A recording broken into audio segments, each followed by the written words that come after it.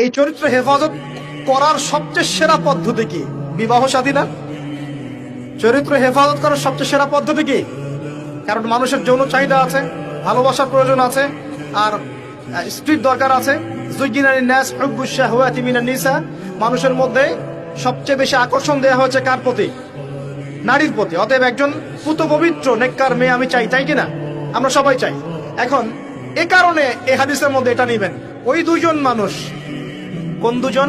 দুজন ছেলে ছেলেও হতে পারে, দুই মেয়েও হতে পারে, আবার ছেলে মেয়েও হতে পারে, যারা একে অপরকে ভালোবাসে। কার জন্যে?